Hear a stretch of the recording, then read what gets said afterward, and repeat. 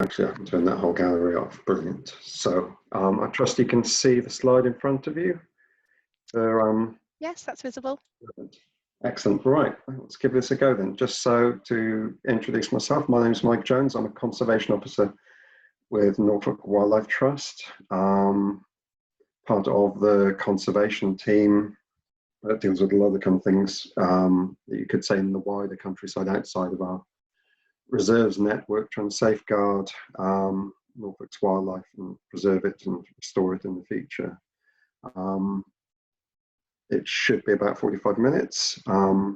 Any questions at the end, I'll be happy to ask. And if you've got anything more technical, you can drop me an email afterwards. I've done this from pictures on the service, so I'm hoping that all of these are trust pictures. If you need to kind of clarify if you think any of them are yours, then happily get in touch with me about that. The kind of thing you could easily sort when you're working in the office. But let's get going. So the trust is there to safeguard Norfolk's wildlife. You're looking at a view across our Clyde Reserve, the first reserve we bought in 1926 to safeguard in perpetuity. This is more about work that the trust does to safeguard wildlife in the wider environment in Norfolk. So just as a start, here are our reserves. If you can squint in far enough to see them, it's just to indicate, you know, kind of the range of kind of nature reserves we have across the county. But outside of that, where we don't have direct control over the land or the water to kind of get the best for wildlife out of it, we support other landowners to save nature on their land through the county wildlife site network. I'll talk more about that in a bit.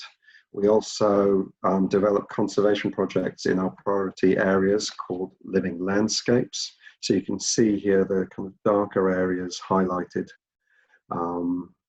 So the North Norfolk, the Ridge and Coast, the Brecks, the Wissey, Gaywood Valley, South Norfolk Claylands. These are kind of key areas where we try and provide support to landowners to, you know, restore those networks and links in the wider countryside. The bit that I'm going to talk to you about tonight is the bit that's the core bit of my work, is safeguarding Norfolk's wildlife from damaging development and trying to use the planning system to kind of help nature's recovery in the future. So what are the tools we use to kind of do this? Why do this? What are the drivers of our nature conservation work? So first of all, there's a moral duty. Most people have seen the State of Nature reports and the kind of details about just the shocking levels of declines across all range of kind of species and habitats that we're facing. So there's a little excerpt of it there. So we all know why we're doing this and what's at stake. You've also got then the need to protect wildlife reflected in a wide range of UK wildlife laws. So the Wildlife and Countryside Act 1981 is kind of the foundation for a lot of the work we do. It puts in protection for sites of special scientific interest, and a range of species nesting birds and other species are listed in various sections of the Wildlife and Countryside Act. You then have another key bit of legislation, perhaps the strongest in terms of what it can do and what it can require people to do and what it can stop, are the habitats regulations seen on the right there. These are translated from European legislation called the Habitats Directive and the Birds Directive, which were brought into play, the Birds Directive in about the late 1970s, early 80s, and the Habitats Directive in the 90s. When it was realised that the collective efforts of all the member states, individual home kind of wildlife laws, wasn't actually managing to turn around a decline in nature. And so a kind of cross-country and international kind of approach was agreed. And these regulations were brought in. They mostly focus around a network of sites called special areas of conservation. So trust sites that you might know include Roydon Common, quite a lot of the Broads as well, and a lot of the Brecks. A lot of the kind of the grass heaths down there are examples. You've also got special protection areas, which are for birds. So you'd be looking at the Norfolk coast, the Wash, the Brecks, again, a lot of the Broads. And they place quite a serious kind of set of legal tests on developers and kind of project work to make sure they won't have an adverse effect on wildlife that is listed in those sites. And there's a serious amount of case law, so particular interpretations as well, which add more teeth to that. And even though we're moving out of the European Union, that case law up to the point where we exited still stands as well. So that's quite a robust piece of legislation that we use. And it's also used for defending individual species as well.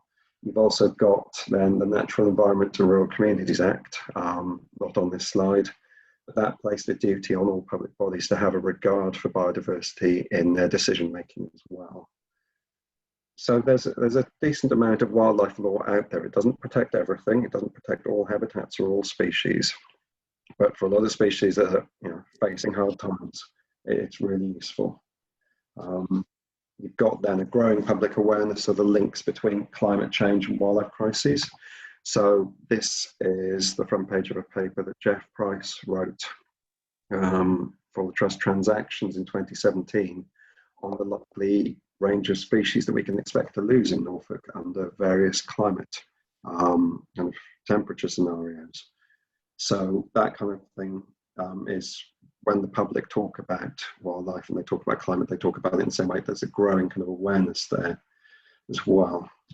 Our work then will focus mostly where we've got the legal protection to kind of back up our arguments. We know we've got the moral right. We're there because we care for wildlife and believe in a better future for it. But in terms of the arguments about what happens on other people's land, there's a lot more kind of force behind the legal protections and the policy protection that sites have. So apologies for the scale of this. You're not really meant to be able to pick out any sites, but you might be able to pick out in green our triple SIs. So you can pick out a lot of the Brecks, some of the areas of various river valleys in the Broads and the North Norfolk coast. In a kind of reddish brown colour there are county wildlife sites as well. The county wildlife sites aren't legally protected like sites of special scientific interest, but they have policy protection in local plans. So we'll get onto that in a bit, but there's an importance then to getting good, strong policies in local plans to make sure that when planning decisions are made, that these sites have that kind of full force of protection behind them. How are we doing for time? 10 minutes. Brilliant. And then, like I said just now, there are protected species, 2 examples here that are protected under the habitats regulations. But there's a whole range of other species as well, and there are restrictions then on what kind of things you can do, both on site where these species live, but also nearby as well, to make sure you're not indirectly having an effect. So these things all add up to help support the kind of advocacy work we do. And when we look then at planning applications of policy and things like that, we look to the standards as well that we expect the people working on these projects to abide by. And there's a professional institution for ecologists, and they've produced a whole range of guidelines on various kind of bits of work and the standards that are expected. This is one of them for reports on development proposals. You've got more specific things then from other wildlife charities. So it sets out so that if you're a planner trying to make a decision, the kind of information there, you can look at it and see what you should expect to find. So to get onto the meat and bones of it, let's have a chat. Not a chat, let me tell you about planning policies. So overarching any kind of planning decision, all the local authorities in Norfolk, like anywhere else in the country, will set out long-term planning policies, or local plans as they're called. They have various names as government tweaks with their formats over the years, but essentially they're to set out where the council, after consulting with the public, feel that housing, employment land, and things like that should go and in as sustainable manner as possible. And what kind of policies, what standards are there. So it sets the baseline expectations then for any planning application that someone wants to make. And in these you can set high standards for water demand, things like that. You can try and get in policies then, so each new house has a bat or a bird brick built into the fabric to provide more kind of roosting sites. You can put in policies about green infrastructure so that any paths linking the development to, say, the existing town are wildlife rich, so they're good for wildlife to move as well as humans. So let's have a look what we've got next. A couple of examples. We've got this one is from Broadland Council.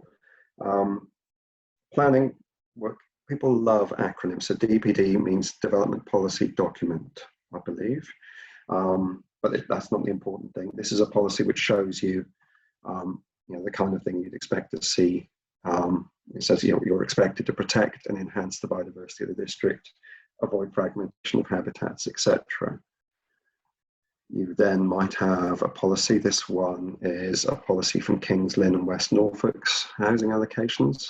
An issue, we'll come back to it again later in the talk, is about visitor pressure, where you build new houses, the population grows, those people want to go places, and often a lot of nice places to go and look at have quite sensitive wildlife.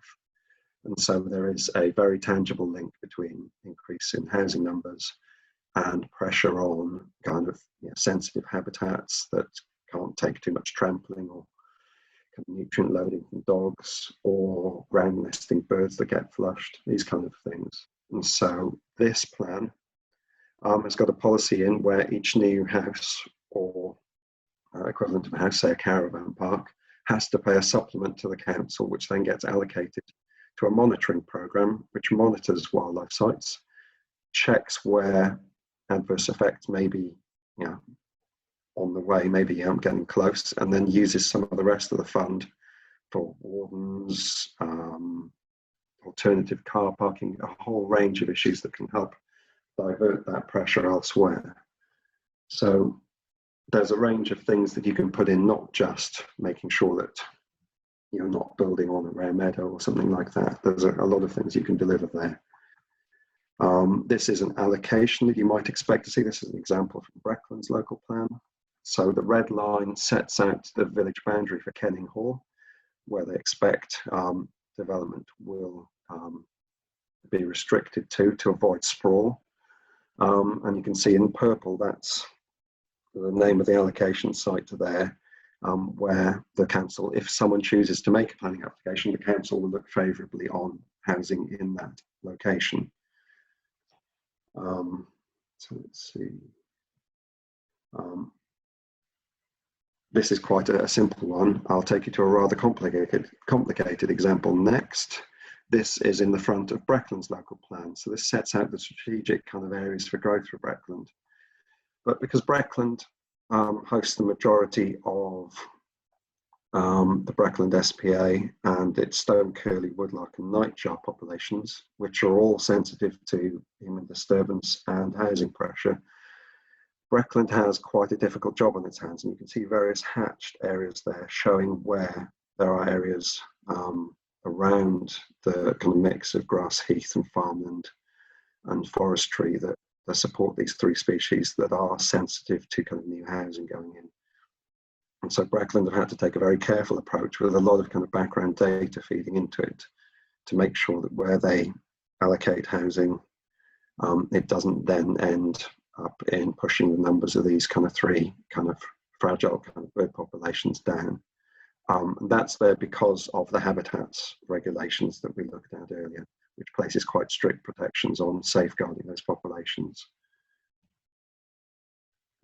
But it's not just at the district level as well. We've also got a recent addition to planning. Another tier below that is neighbourhood planning. Here's Spixworth's draft neighbourhood plan front page. But essentially, this is neighbourhood planning, so generally at the parish level, where if the local community wants to, they can form a group to put together a local plan. The original driver was from Whitehall, from central government, to deliver more housing, but it allows for a more kind of democratic kind of local input into planning, and a lot of these plans will then talk about valued open spaces and things like that. And they can also propose kind of key areas for green infrastructure and enhancement. You'll have a policy looking perhaps a little like this for green infrastructure and landscape, but they can also have quite innovative things in them as well. A little later, if you look in the top right corner here, this is another excerpt from Spixworth's plan. This isn't necessarily what they want to build, but rather just to illustrate their kind of aspirations. And they've noticed the kind of massive decline in swift populations. And so they are including a policy which will seek funding from new development or any new development in Spixworth to fund a kind of centerpiece for public open space with a big bespoke swift tower to kind of compensate for kind of loss of kind of swift nesting kind of sites in the wider area historically. We've also had another one in another parish where they got in touch with us asking what it would take to get a policy in, or rather how many trees need to be planted to offset the carbon of each new house they're going to allocate in their neighbourhood plan. So you can have quite visionary, quite progressive policies there that you don't often see at the district level. So it's quite inspirational. But these take longer. They're community led, and they take a bit longer to run through the system. But if you have any in the areas where you live, then it does depend on who's on the board and who inputs into it. So any kind of wildlife input into neighbourhood plans is really valuable, and would recommend it. Also, we talked about visitor pressure earlier. There was a study which feeds into planning. It fed into kind of these kind of policies with Kingston and West Norfolk, for example, where the baseline, people are understanding that visitor pressure on a range of wildlife sites was growing.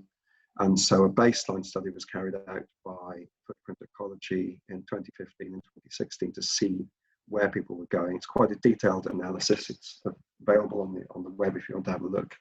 They did lots of interviews, asked people where they'd come from to work out where was delivering these kind of pressures on, like I say, coastal sites. And so that has led now to the development.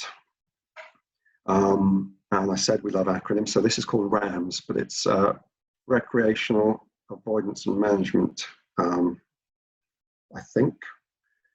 I'm never quite sure, to kind of take it for granted. But this is a strategic kind of approach to sourcing funding from new development to spend on kind of avoiding these kind of impacts from a growing human population on our sensitive wildlife sites. So that's the kind of the proactive kind of side of it, setting in policies to make sure that sensible and sustainable decisions are made, that, decent, important wildlife sites are avoided, and the wider kind of indirect impacts are considered. Then come to the planning applications themselves. This is a slide showing the lizard in Wyndham near kind of major housing growth in recent years. So, like I said, if you get your local plans right, then most developments should avoid the kind of key areas, and they should include measures to kind of make sure that wildlife doesn't lose out. But there are limitations, and anyone can make a planning application anywhere in effect. They call them speculative applications. And often these can come in outside of village boundaries, on county wildlife sites, or near them, or near reserves and things like that. So there can be pressures from direct habitat loss. You can have a range of kind of indirect impacts as well. So you've got recreational pressure. Here I've got two slides showing kind of widening footpaths and trampling of ground vegetation. But equally, you've got loss of nesting sites for sensitive birds like little terns, or ground nesting birds inland like nightjar or woodlark. So there's a whole range of things that increase in population brings. This is an example of an outdoor pig farm in the Brecks, not specifically for this site, but to represent agricultural changes and intensification. You get a lot of kind of ammonia, kind of nitrogen pollution in the air, which can affect sensitive and kind of fragile vegetation communities in our rarer habitats. You've also then got, we look out over the Broads here, you've got hydrology. So water quantity, water quality, and recreational kind of impact need to be considered on this as well. So for example, in the greater Norwich area, with all the growth there is a demand on water for drinking water for new housing. There is also a demand on capacity to treat sewage water to make sure that you're not loading nutrients back when you're pumping back into the rivers. So there's a need to make sure there's that capacity as well. There's also then issues with diffuse pollution from kind of isolated sites with septic tanks and things like that, and all the kind of increased pressure from more people visiting the Broads and spending time on the water and that kind of thing. So these kind of things need to be considered. Another one which you can just make out, this is meant to be just a generic kind of wind farm picture. This is called functionally linked land, I've called this. So it's an expression where the best example is with the pink-footed geese that we have in the winter on the Norfolk coast. So they come inland in the daytime from their roosts. Their roosts are all protected, so special protection areas. But where they fly inland to feed is on the beet tops in the farmers' fields. And these areas aren't protected. But back in the day when people were still making onshore wind farm applications, there were a lot of applications in North Norfolk, and these wind farms were being proposed in areas where you had significant numbers of pink-footed geese. And so there were concerns then about collision risks. So whilst the geese weren't on protected land, whilst they were foraging around these proposed wind farm sites, you had to take care to make sure that the impacts were being considered, because in effect then it was an impact on the pink-footed goose special protection area population, even though they moved around. So there's no way you were going to designate a range of farmers' fields which changed every year depending on the crop rotation. But you had that link there, which then the legal protection for the population tied to the coast would then protect those birds whilst they were foraging in the day. And the other thing is, well, when you're looking at these kind of things, you have to try and look as well at the gaps in the assessment. There's a wide range of kind of reports that come in. Some are produced robustly and they've got everything you'd expect in them. Others are produced a bit more in a rush. And so part of our job then is to help when we're consulted by the councils, if we think there's more information that they need before these kind of decisions are made, then that's for, it's something where we can reply then to the councils and let them know. So we're not consulted on everything, and we only have limited resources. We try our best to comment where we can, but with the resources we have, we try and prioritise. So we try and look at applications near our reserves and near the County Wildlife Site Network. So the County Wildlife Site Network, I think I meant to mention this earlier, for those of you that aren't aware, it's a voluntary network. So it's set up in partnership between the trust, local authorities, the county council, Broads Authority, a wide range of bodies in the county. And with landowner permission, we would then survey a site, check it against an agreed set of criteria. And if it is, the map gets updated once a year. The county wildlife sites then have the kind of protection you see in those local plan policies we've seen some kind of excerpts from earlier. And then local authorities generally have a map of those, and when planning applications come in that are near a county wildlife site, they'll consult us directly on those as well. So there's a wide range of kind of areas of the county around these kind of sites where we're not automatically consulted. And so sometimes we'll hear things, members of the public, members of the trust will ring up if they've got an issue, they've got a concern where they've spotted, and they'll let us know. But we don't have that kind of absolute coverage or the capacity to cover everything, so we have to try and focus on what we can. So let's have a look now. Planning is never still, it's never static. I said earlier that the local plans often get changed every once in a while, and that's certainly no different today. So if we have a little look now, I think we're running into the last bit of my talk. If we have a look at kind of recent and upcoming changes to the planning system and what kind of potential opportunities they might offer for nature's recovery. So first up are nature recovery networks. It'll be interesting to hear from you in the audience once the talk's over and we have the chat. Those of you that actually have heard of this already, but this is a idea. It feeds off kind of a lot of the kind of Lawton's principles from his review several years ago about building better kind of networks for wildlife to help restore it. But the trusts collectively, nationally, Norfolk Wildlife Trust, as well as others, have been calling for a nature recovery network across the country to bring examples back. Sharp-eyed amongst you will notice that Wells is not in Norfolk. This is a picture, I think it's Somerset, but it's a picture from this magazine, this kind of flyer that the Trust put out a few years ago.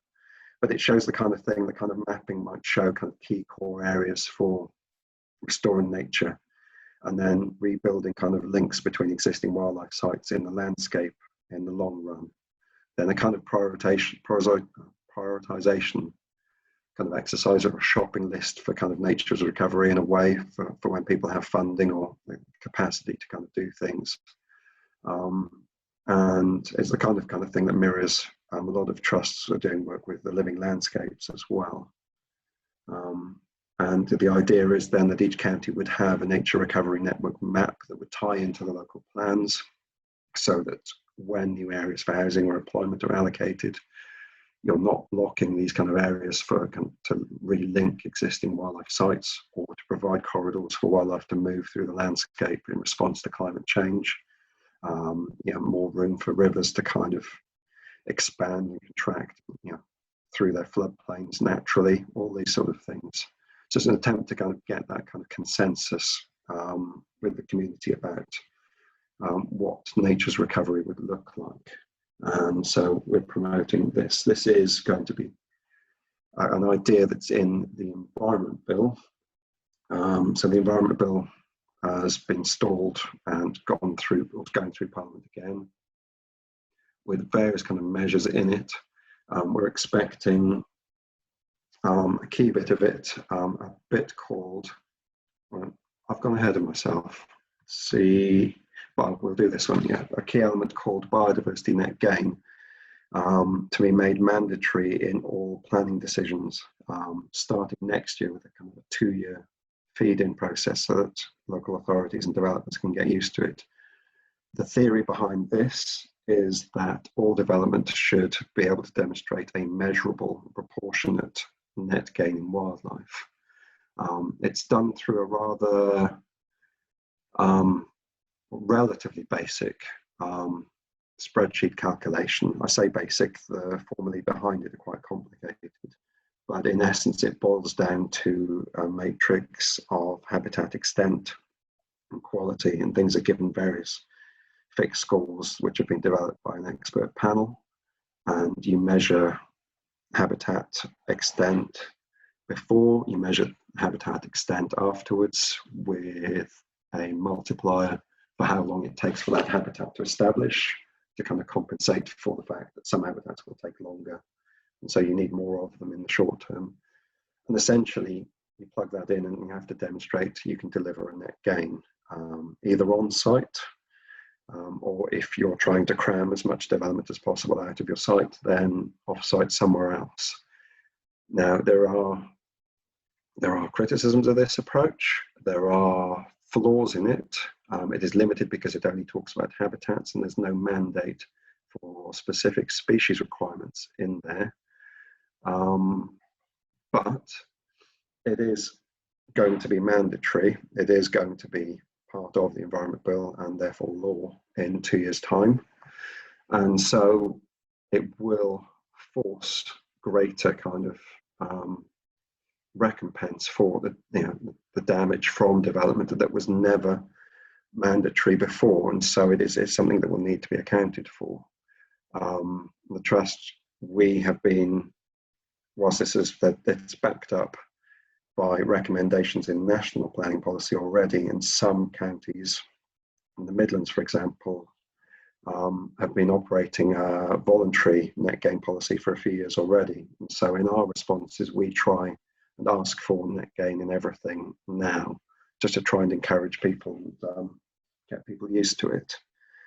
But as well, when we do that, we try and look at the species requirements as well. So if you're looking at an area of wetland that has a particular territorial range for a bird species, then you try and make sure that is included in the gain that's designed afterwards.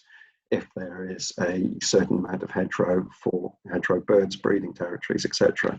So you try and target the kind of key species that are being affected as well. But we're expecting this will be a big area of kind of new work for local authorities. So we're going to try and look and see what we can do to help from our perspective, to make sure that when this becomes mandatory, we can help as much as can so we can get this running and get the best out of it. I skipped a slide. I got a slide in the wrong order, so let's just go back in time briefly. District licensing. So for those of you that are aware of issues with great crested newts, they hit the press a lot because wherever you choose to build a house, they're often on great crested newt habitat, and so it seems to be a little bit of a bête noire for the national press and kind of housing developers.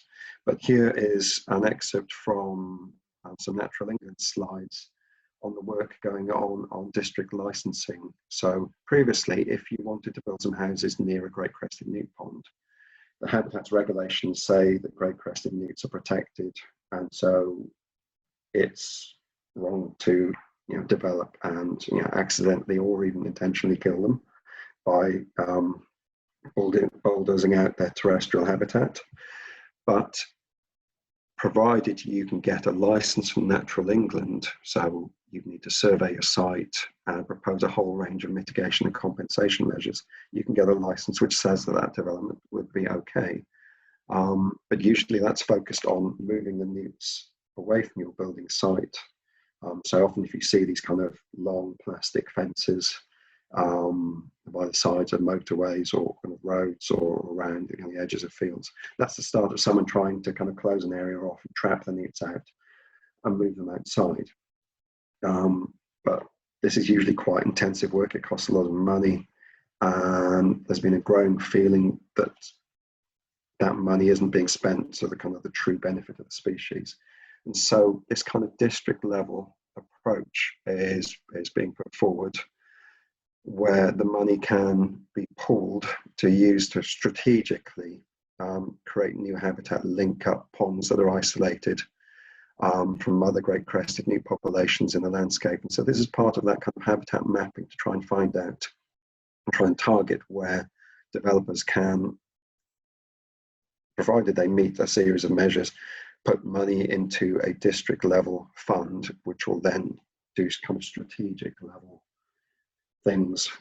So strategic level kind of locations of ponds or creation of new or restoration of degraded habitat. So it's attempting to kind of make these kind of landscape scale restorations, which is something then that net gain in theory, if someone wants to fill their site with houses and has no space to deliver the net gain on their site, you have a bit more flexibility with where that money's spent.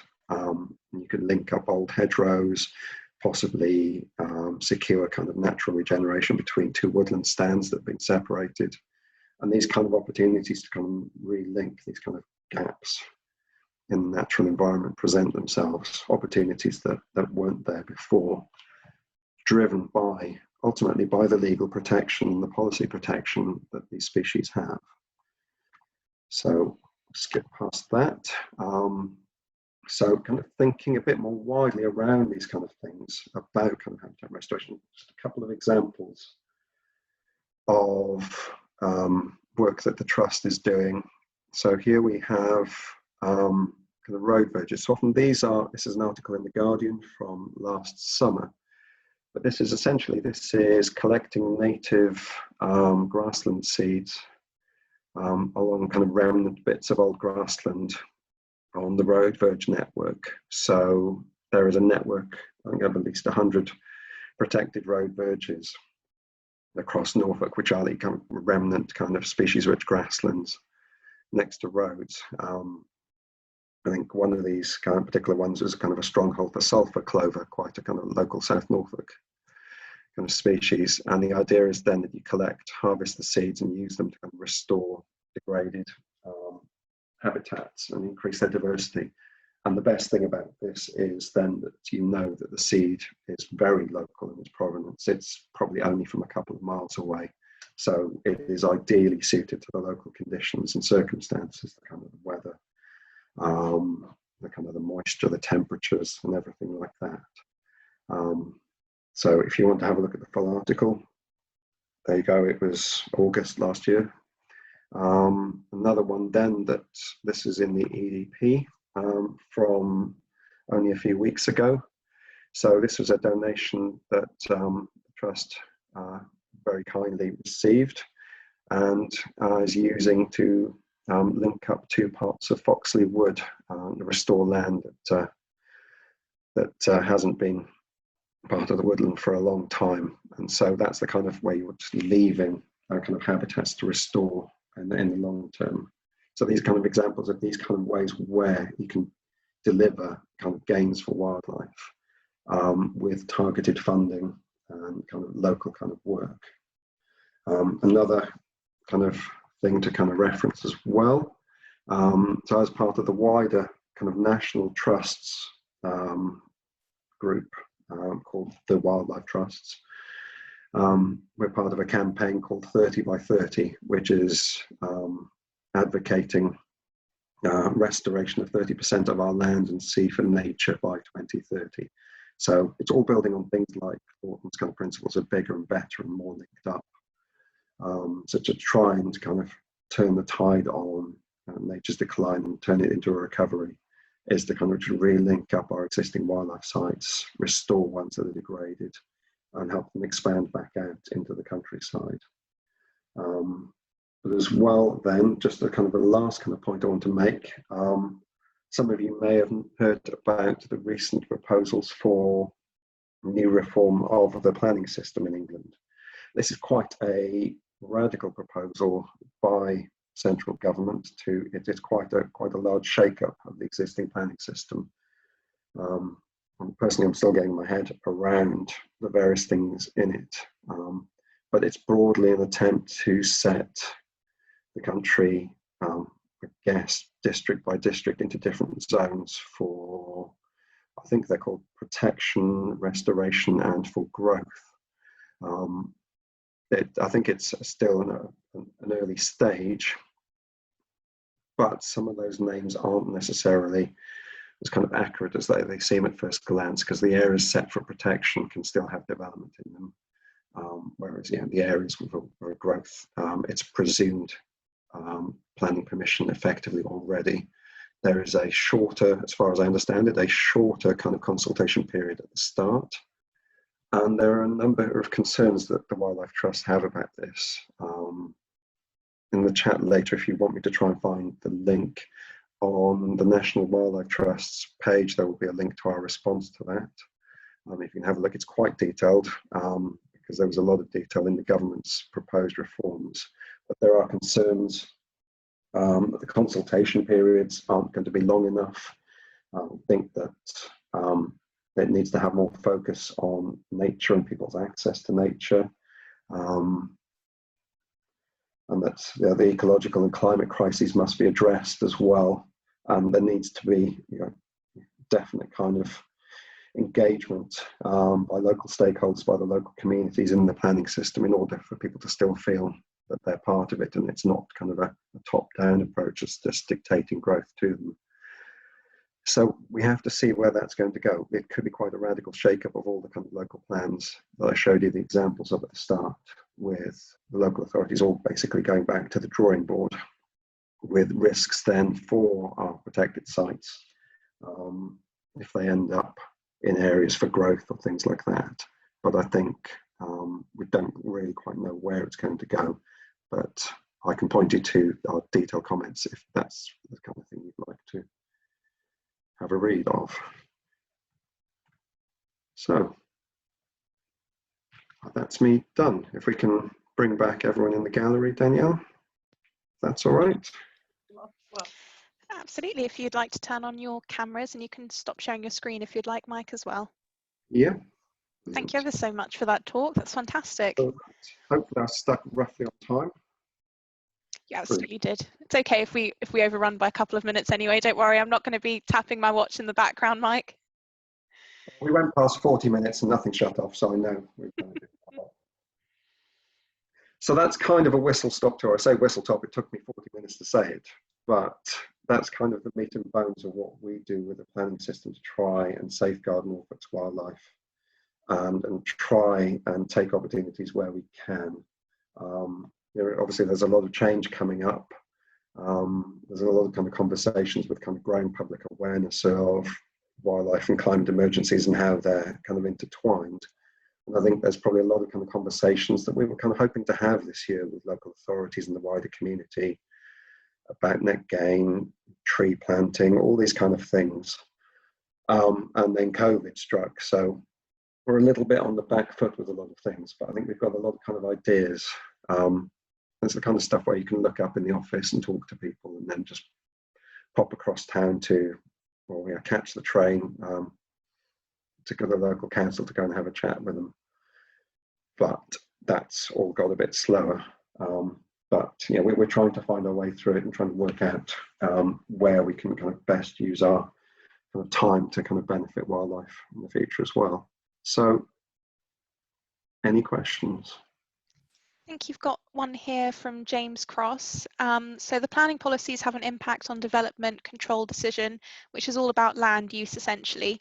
Do any of these policies have an impact upon the building regulations too, e.g. on energy efficiency and the use of fuels or renewable resources for energy generation or water processing? Yes, so I'm not sure there's the kind of direct link. So the building regulations as a formal thing, I think, are more kind of standards and they'll encompass wider things about safe building. But just in the chat before, I remember back in about 2010, the Greater Norwich Development Partnership, they were talking about all the kind of the wider housing in that area. And so we recognised there were issues there with water demand on the Broads and things like that. So we tried to set in decent policy, setting minimum standards that we felt were acceptable for the amount of water efficiency standards, so that any new housing coming in wasn't placing an unnecessary burden. It's quite hard to kind of go around and retrofit to the existing housing stock, but what you want to make sure is that anything new coming in is as good as possible to avoid extra burden in the future. We're also trying to advocate then renewable energy policies. So the Trust talks a bit more about climate change these days. We're not climate science experts, but we know enough about the impacts of climate change on wildlife to know that we can safely advocate for everything to have renewable energy and everything, set baseline standards for kind of renewable energy policies to go in. So there are standards in there that you can push in. There used to be kind of zero carbon standards that have been abandoned by central government, but I think I've seen something come up on the chat. I may be answering a question or two ahead.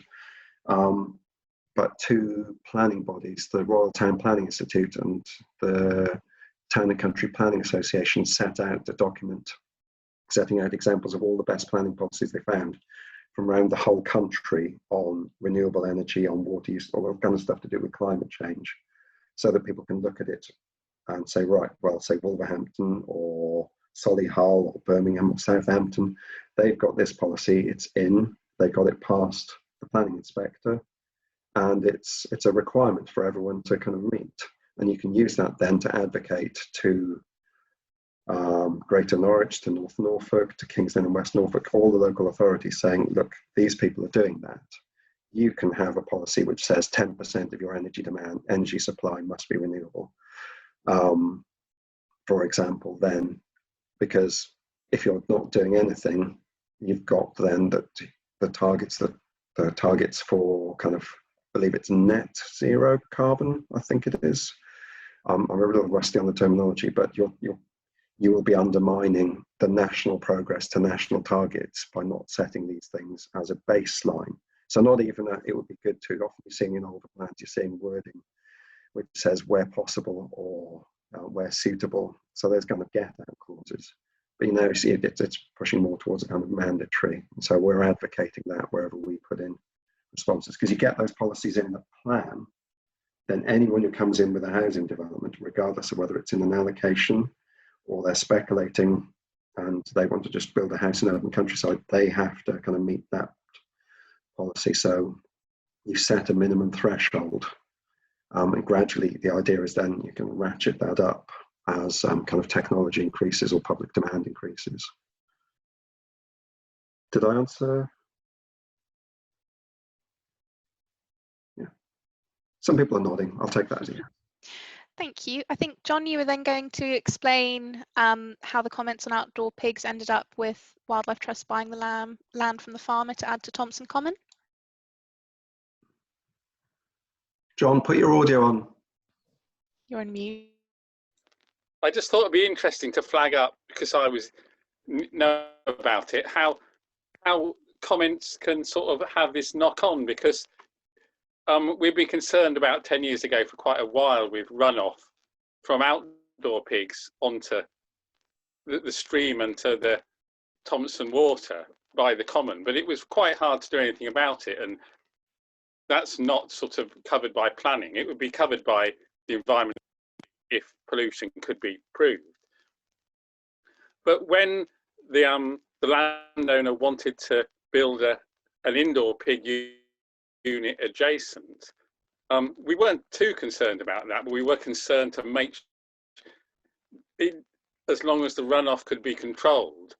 And we were able to get a condition put in place, protected not only runoff as we would expect to happen from this indoor unit, but didn't allow for other than very sort of, didn't allow sort of outdoor pigs on the land surrounding the picture that Mike showed.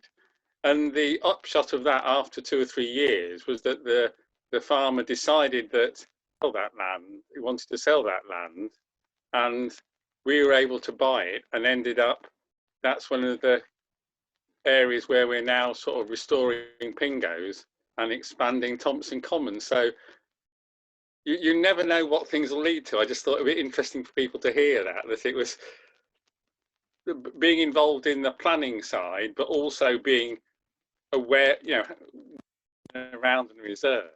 There was this extra gain, which we didn't really, we weren't aiming for, but arose at the end of it. Excellent, thank you, John.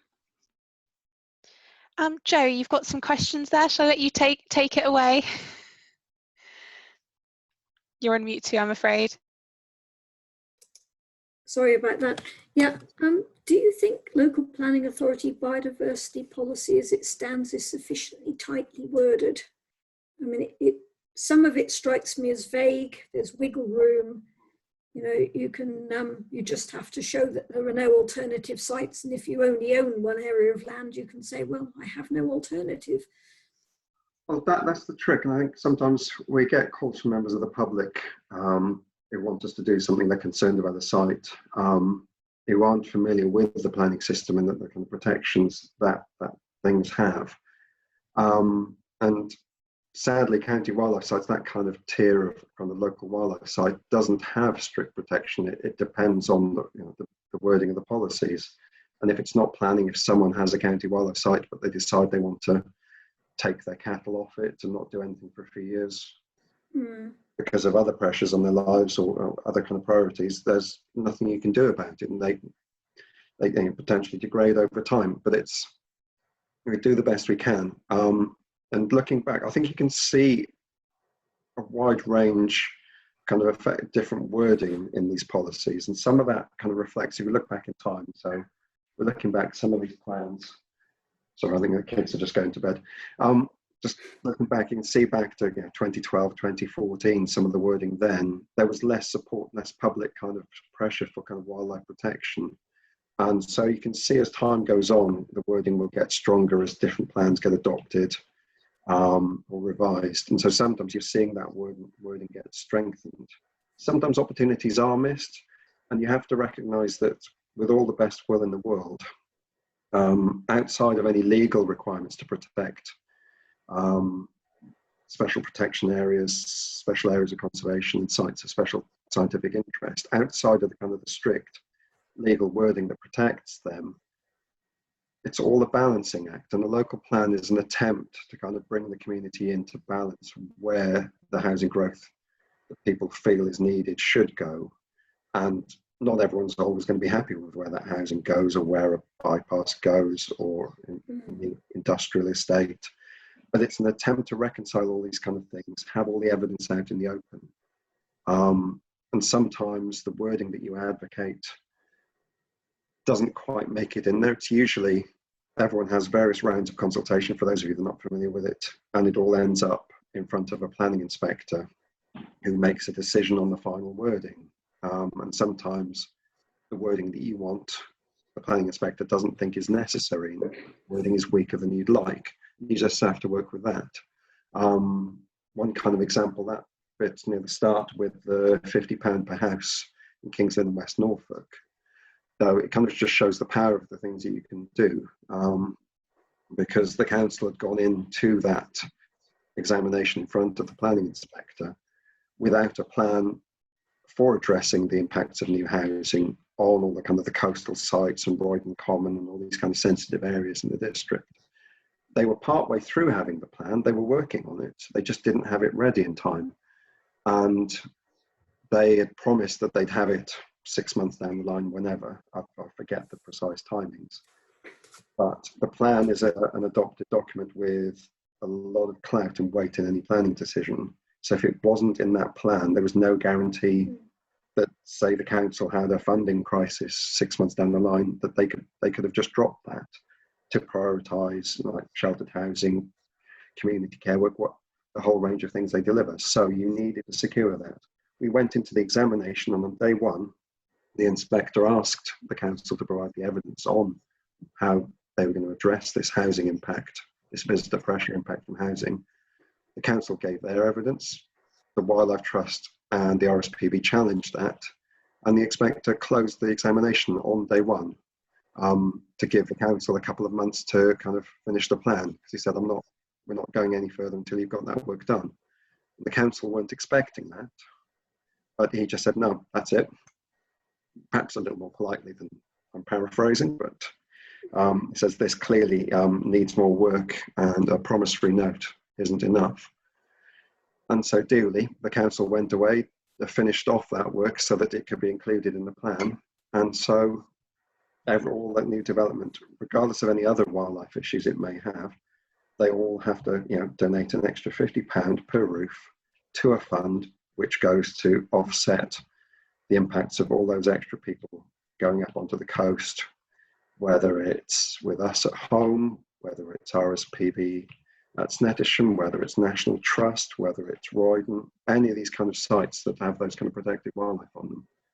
And so you've got that kind of clout there still. And now you have this kind of cross Norfolk approach.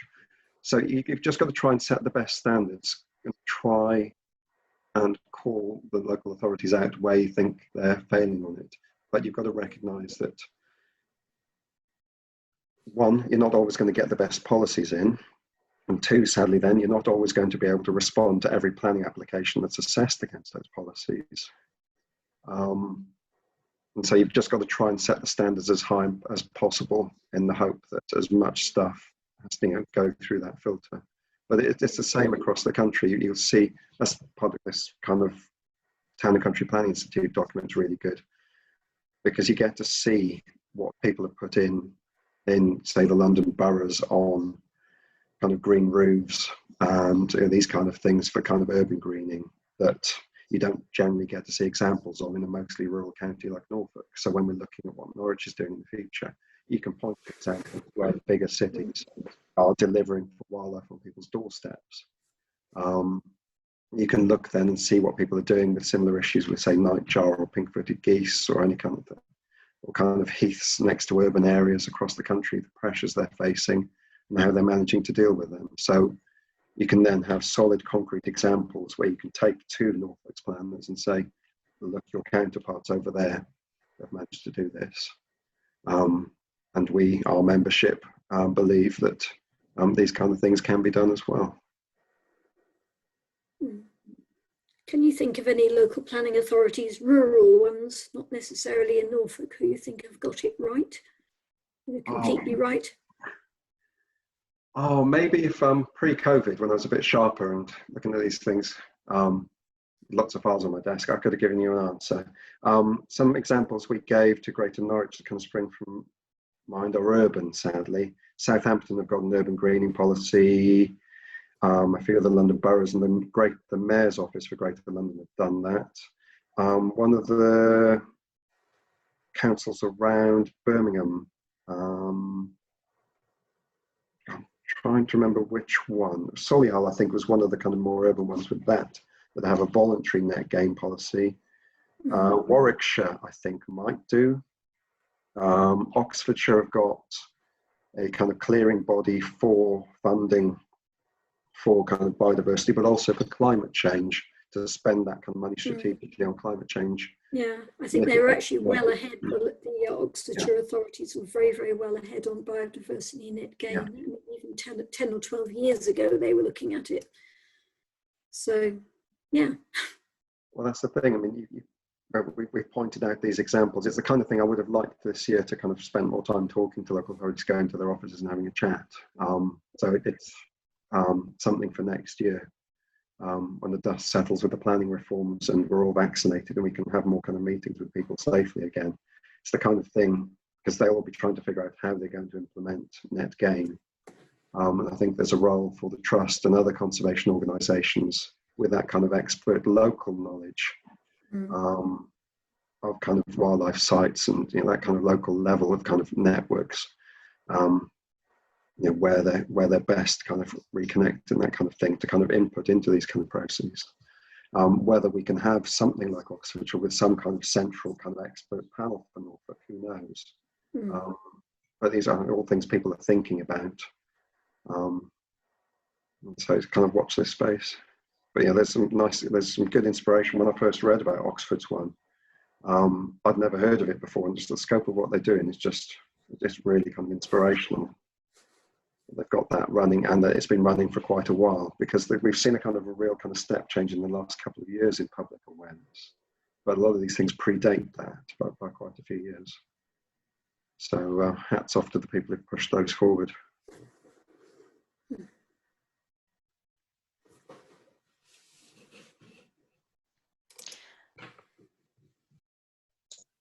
I think they've got a net gain policy in Lewes and Eastbourne in Sussex. That's been going for a couple of years now, I think. I've read a number of documents over the years because my sister lives down there. Oh, thank you very much for that. The kind of thing, it's always good to kind of just be able to show someone it's not just that we're kind of pie in the sky or kind of dreamers. That it's not just that we're trying to advocate something so that 5 or 10 years down the line, these are terms that the public are aware of. There is a wildlife emergency and a climate emergency now. And so that these kind of things, we don't really have the luxury of time with anything, and being able to point out to someone that this works, this will not hold up your local plan. The planning inspector will not look at this and say, no, that's just unrealistic. It is, these policies have been adopted by planning inspectors who are very cautious people. They're not the people who put in radical policies for the hell of it. So they're very evidence-based, very kind of procedural-based. And so for these policies to have got through elsewhere is kind of a real kind of a really kind of important advocacy tool. James, I wasn't sure if you wanted to ask your question.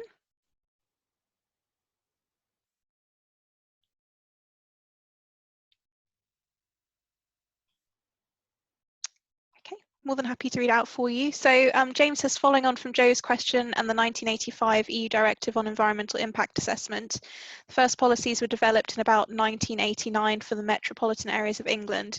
Is there still a differential between urban and rural areas? Okay, I don't know, I have to be honest. A little bit out of my range though. I studied environmental impact assessment at university, but I wasn't aware of that kind of differential. I think, if I understand you right, I think there's possibly a difference in terms of kind of local council capacity and things like that, because there are set thresholds. They're called schedules in the environmental impact assessment regulations. They're kind of enacted through various bits of law, but mostly through the Town and Country Planning Act. But there are essentially, it's a very formalized process to make sure that everything's being dealt with in major applications, and there's schedules which set out the scale of a development needs to be before it's dealt with. And maybe then with urban planning authorities, they've got more expertise, they're seeing more development that are meeting these thresholds, whereas you can sometimes kind of see it with some kind of rural authorities. So back in a previous role, I was aware of, I think, whilst some local authorities were finishing their local plans in kind of areas with lots of development pressure, you had quite more rural authorities which were only just starting in the process because most of their area was farmland and there just wasn't any development pressure.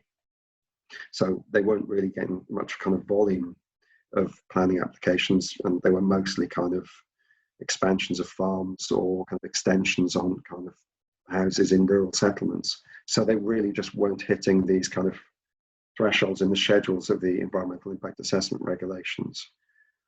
I don't know if I've answered that right, because I wasn't aware of that kind of urban-rural differential. Is that the kind of thing, James?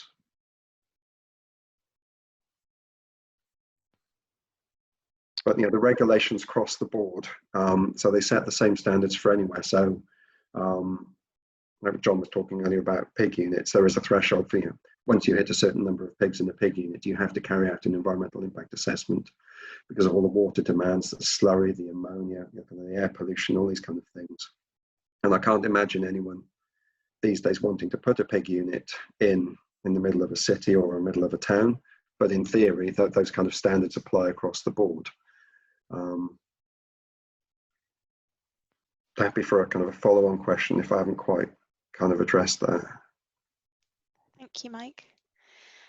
In terms of, obviously you talk about new build sites and the increasing pressure that has on local wildlife sites and all these new people wanting to go to new green spaces. I'm sure that's been a bigger pressure during COVID with us all wanting to get outside.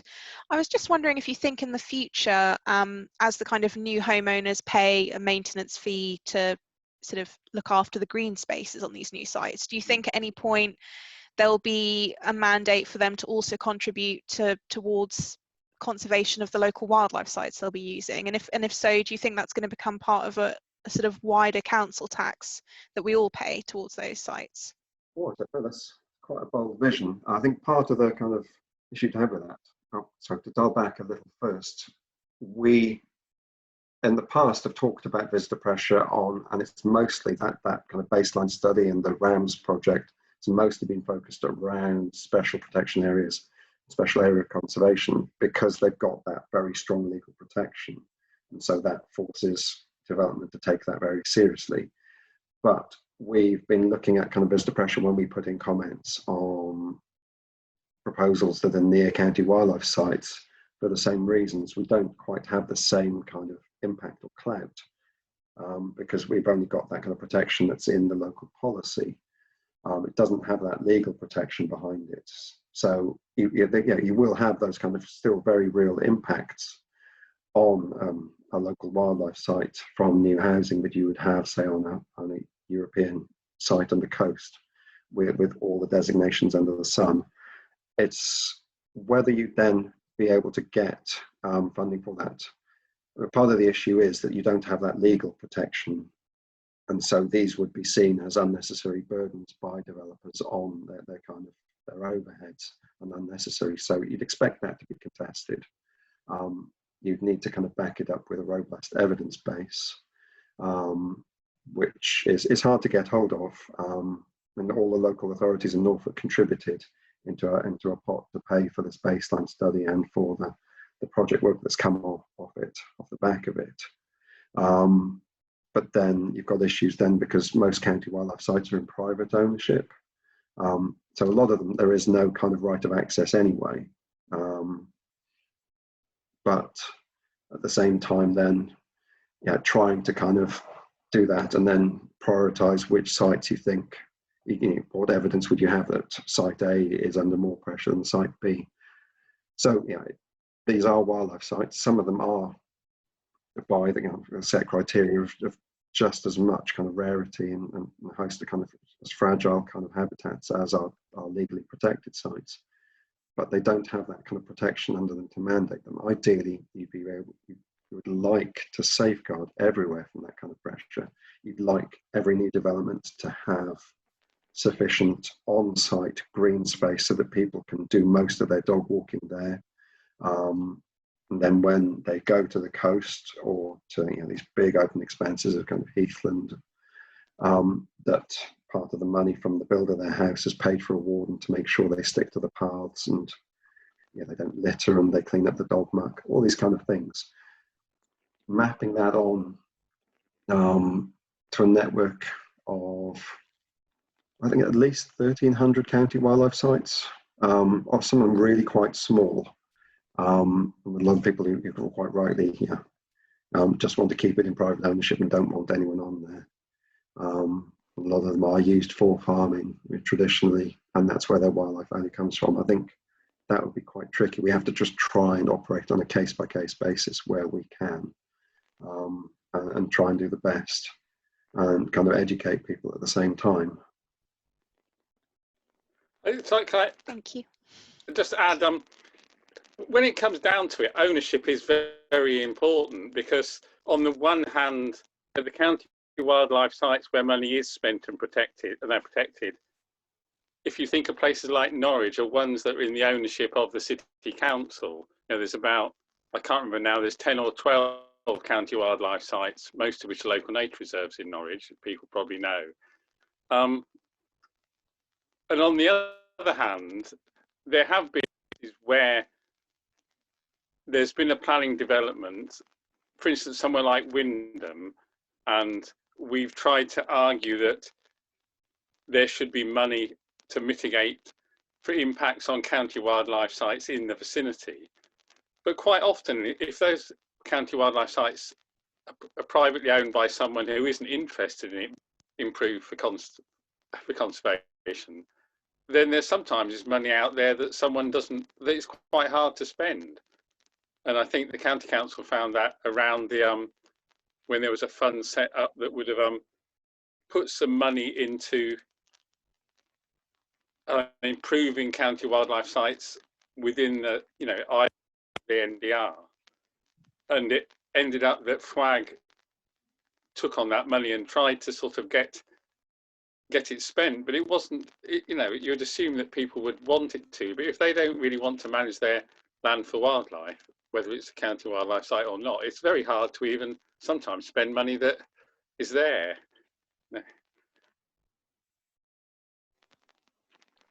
Thank you, John. I suppose my follow-up question, sorry guys if I'm hogging the hogging the screen. What would you say are the kind of top five ways that the sort of younger generation now coming in to influencing planning and biodiversity what could they do to help further nature conservation? 5, okay, right. I'll just limit it to 5 then. Let's see. So I think within the kind of title of the talk, there's obviously it's the meat and bones of my job every day, so I'm very familiar with the planning system. But talking to anyone, you go out and talk to a landowner, you go out and talk to the public about anything, not many people are actually that aware. It's one of the kind of concerning things about the proposed planning reforms is that there'd be less scope for public engagement, and so there'd be more kind of disillusion with it and kind of people feeling less enfranchised. So these are the kind of things, when you see a new housing estate going up, that decisions will have been made about that going in there for quite a while. A lot of it depends on people who own land putting that land forward, but the whole community has a right to a say in that. And if there's any kind of way of kind of bringing people at the community level into kind of that, so they feel more part of the community decision making, so it's not something that's top down forced on them, and so that they genuinely have a stake in how their community is going to look in the future, because there is going to be growth. We look at a lot of the neighbourhood plans, and some of them just don't want any growth at all, but they have to have some because the district plan has an allocation for their village, but at least they then get to choose where it goes and what to protect, and where the developer is forced to spend money on community facilities, because developers have to pay money into pots for schools, roads, all kind of infrastructure as well. You can have a say in it there. What you see with kind of neighbourhood plan groups is often retired people, because they've got the most time on their hands to do these kind of things. But yeah, I think a lot of people, not so young people alone, but a lot of people aren't really that aware. You might occasionally see a planning application notice stuck on the lamppost, but it's not a very kind of user-friendly kind of thing. I was never taught about it at school. Only became aware of it really when I started getting into conservation work. And so my number one, I might struggle to make 5 on this, but my number one is just to try and get engagement, trying to talk to people about what they value about their local areas, what they aspire as well. So the things that kind of like this year, we've seen a lot of people kind of engaging more with kind of the local environment around them. When there was a lot less car traffic for a while, people could hear the wildlife around them. That is part of their community. Part of trying to build a richer future for nature is to try and bring nature back into people's lives more. And so we're talking about greener, where people are building new extensions to towns and villages. We want wildlife to be a part of that, to be kind of threaded through it in an integral part, rather than just something where you get in your car and you drive to a nature reserve, something in a kind of a bunker or a silo somewhere else. So just trying to find a way of bringing people more into that process and feeling like they've got a say. And then you get ideas like people pushing for kind of carbon offsetting for all the houses, or a Swift tower, or kind of new community meadows. You can have a playground in the middle of it, but people can have wildlife in their lives every day. Other kind of areas or kind of tips for getting people involved. I think I really am going to struggle to kind of add numbers 2, 3, 4, and 5, because it all really stems on that kind of gap between the planning system and kind of public engagement. But I think then, a lot of it will depend on what people want to do. A lot of local plans depend on landowners saying, right, well, I want to sell that land for housing. And the start of a local plan, there's a thing called a call for sites, where the council says, right, well, we have a rough idea how many houses we need to build. Landowners, send me some red line drawings of your fields and we'll see whether they're suitable. And it all starts from that, rather than any kind of holistic, starting from scratch, kind of how would you build a sustainable settlement. You have to start from where you're at, and settlements can only really expand out where a landowner is willing to sell their land. So there's a bit where you can't really engage, and a bit of it's kind of fixed in a way in terms of where development can go. But what you can expect to see there, from kind of 3-story townhouses cheek by jowl through to kind of wide open spaces with a stream running through it, so all the water that runs off it runs down to the stream. You've got all kind of rare kind of wetland plants running through the middle of your kind of new village green, so that people don't have to drive to get their fix of wildlife every day. These kind of things then build kind of local communities that have wildlife at the heart, and kind of bring wildlife back into people's lives. And that is a kind of thing that is a kind of a feedback loop, because without people knowing about wildlife and caring about it, they're less likely to support kind of wildlife nature conservation work in the future. If people aren't learning about it at school and seeing it on their doorsteps, who is going to support kind of policies to protect nature in the future without that kind of familiarity with it? If it's something that only people who've been lucky enough to have been taken on trips to nature reserves or have had a forest school kind of at school have got, then it's not something for the rest of them. So trying to kind of democratize that and kind of bring that back into people's lives. So I've perhaps stretched to answering 2 by education. But there's a whole range of my colleagues that are doing all sorts of stuff on this outside of kind of planning that can probably answer this a lot better. Mine is quite a kind of a focused kind of lens on the planning system, which I think rightly most people find quite dull, because it's a lot about policies and processes and plans on maps, and it's not very accessible. I think some of the government's reforms are attempting to make it more accessible by making things online. I remember when I first started doing this kind of work, you'd pick up a massive lever arch folder from the council. It'd be about that thick, and you'd be leafing through it, looking at all these plans and policies, getting your marker out and marking around things you wanted to comment on. And so, yeah, it was good upper body kind of weights exercise, lifting these things and kind of going through them. But you could spend days and days pouring through them. These days now, if everything's online and people can access it from wherever, I think it should bring it more to a wider public, and you can look kind of like Google Earth style and switch layers off and on and kind of see what it looks like. You might be able to engage more people. But I don't know, I think there's a lot of just trying to get people involved more in their local communities in that kind of way. And perhaps with this year, we've kind of seen people kind of rebuilding those links, who knows? Thank you, Mike. Sorry for putting you under the pressure for top 5. I may have rambled a little there. No, I thought that was fantastic. I mean, I completely agree with you. I think education for most conservation, wildlife, climate change, everything, a lot of change stems from educating children now, actually, really the generation of tomorrow. I think we could do a lot more to helping educate them, even just knowing, common species in their kind of local park would be quite a good start with those things. So no, I think that was a great answer. Thank you. James had an addition to my questions. So he said there seems to be a shift away from local action towards high level authority, like national and international commitments. After the 1992 Rio Earth Summit, we saw the Local Action 21 programme.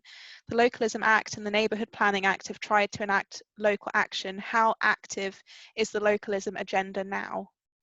I think it's taken. It's suffered. I think there's been various things. So there used to be a whole range of kind of national policy guidance, which was whittled down to one national planning policy guidance. It was government's kind of idea to kind of make things more streamlined a few years ago, and so you now have a thing called the National Planning Policy Framework, as opposed to a whole range of more lengthy documents. I think that was partially to try and make planning more streamlined, so the public could understand it more. You've got, sadly, the demise of a lot of local kind of biodiversity groups. The Biodiversity Partnership had a whole range of groups, whereas kind of funding for things as well. You're seeing kind of funding for local authority ecologists pared back all across the country, not just in Norfolk, but this is a national thing. And so a lot of the work that went in that local level, all that kind of expert knowledge in the biodiversity groups, the funding for those groups and the kind of the work they did started to dwindle as well. So it's that kind of localism thing has kind of pared back. But at the same time, you could say that the neighbourhood plans then are adding a new layer of kind of local democracy where you feel if you can't quite engage with your district authority, can't quite get to grips with how or where housing should go at the district level, you can understand your local neighbourhood, your parish, a lot more, and you know the areas you value where you go walking, the kind of the views across the kind of the wide open landscape that you cherish, that you think should not have some houses on, and that sort of thing. So a lot of it's come back in terms of the kind of the nature conservation side, but in terms of the planning, there are extra kind of tools coming in on that. But equally, you have kind of planning targets then being set nationally. If you look over at Suffolk, you've got Sizewell, where decisions are being made or look like they're being made at a national level, just because of the sheer size of that development then as well. So it's a bit of both. I think where we can, it's still like, you talk to people who are on the biodiversity partnerships. We're doing our living landscape work. So one of the slides near the start about the South Norfolk Claylands as a focus area, the North Norfolk and the Glacial Ridge, or the Wissey, or Broads and Burn and Beer. These kind of areas where we're trying to build up those kind of local kind of community kind of links and getting people working together to kind of restore that kind of local level. So I think there's a lot of appetite, and certainly we're seeing more kind of local calls for things like tree planting and all this kind of stuff now. So there's part of it is that with that kind of growing awareness, it's trying to work out how we can match that demand, and try and focus it perhaps in this kind of era of kind of less kind of central government funding via the local authorities for this sort of thing, how through kind of voluntary groups and kind of building that kind of community capacity with the kind of limited resources charities like the Trust have. So I think ourselves and other charities have a lot of focus on trying to train up kind of volunteer coordinators who can then support wider networks of volunteers to do work in the local community, because that demand is growing. And it's one of the things the Trust, amongst others, are trying to work out how we can best nurture that and support that. Thank you.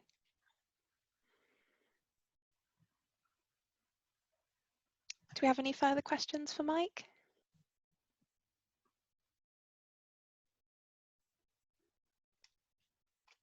We've got another one from James here. I'd like to know more about the Living Landscapes programme. What is stopping people getting involved? Could this work be funded by the CIL levy or whatever replaces it? I'm not the Living Landscape Officer. I could possibly, if you've got any kind of detailed questions, I can forward them on. But from working with my colleagues, so I've got your question on the chat. Yeah, so I don't think there's, part of it is capacity management. It's not, we're trying to work with people and kind of reach out to kind of the community. A lot of it will depend on landowners, because you're talking about trying to help people do more stuff on their land to kind of link wildlife sites, restore habitats, kind of rebuild these kind of networks of ponds and hedgerows and things that back in the day would have been, things you might have seen in Faden's map that have all been lost. So I think part of it is the funding thing. You do sometimes get funding from various kind of sources. CIL is one of them. CIL, for those of you who don't know, the Community Infrastructure Levy. So part of that will fund things like park benches, playgrounds and things like that in new development, but it can also go to kind of green infrastructure as well, which can provide these kind of links in the living landscape. The living landscapes are an attempt to focus. It's not as if someone comes along to us with a good idea for something that isn't in one of our living landscape areas, that we'd say, no, it's not on the map. It's just they're an attempt to kind of focus these kind of key areas of kind of quite emblematic kind of areas of Norfolk's wildlife, and try and focus that so that when funding sources come up, we can try and apply for funding. And then we've got networks of kind of farmers and landowners that are ready to kind of implement that.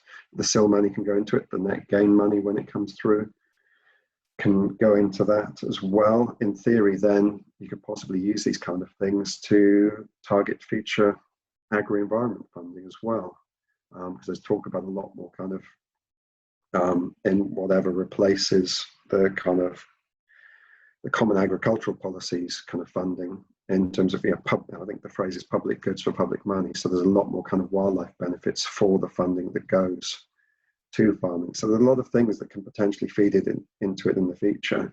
But at the same time, we've gone through quite a period of austerity. So I think we're just kind of keen to kind of try and engage where we can. I think we've got lists of projects already. There should be something on, James, there should be something on our website about the living landscapes with some more information on the Trust's website. If you can't find that, I'm sure Danielle will be happy to give you my email address and I can try and track that down for you and follow this up after the chat. I'll pop it in the chat now. Oh yeah, that's probably what I meant, yeah. Did we have any other further questions?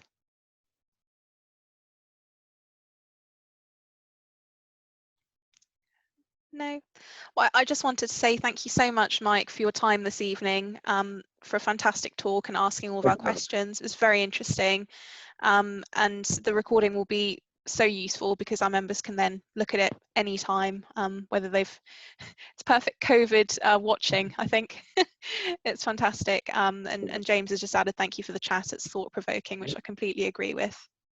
Well, just as a kind of follow-up, so I was saying earlier that sometimes we hear about things in terms of planning cases that we wouldn't have heard of unless members get in touch. If you've got any concerns about a planning application that's going in near a kind of an area that you think is important for wildlife, then do get in touch because we might not have heard of it. We might not be able to do anything about it, but we'll certainly do our best to have a look. Likewise, if you've got any kind of further questions on this or kind of the kind of things coming up in planning and wildlife, and you want to get in touch, then do just get in touch with us, and we'll see what we can do. But yeah, it's been really good, and hopefully I haven't waffled too much on the questions, and they've made all sense. This is, yeah, it's quite a detailed kind of area of expertise that not many people know about. So hopefully I've been able to kind of make it come across as intelligible and making sense. But thanks very much for the invite. Absolutely, Mike. Thank you ever so much. And obviously, as a society, welcome a branch too, please. If you'd like to come back and offer us any further talks, please pop me an email with those, and we can have updates. That'd be fantastic. Excellent. Well, thank you ever so much for your time. That's all right. Thank you very much, everyone. Happy to see you all. Have a lovely evening. Take care, everyone. Bye. Bye.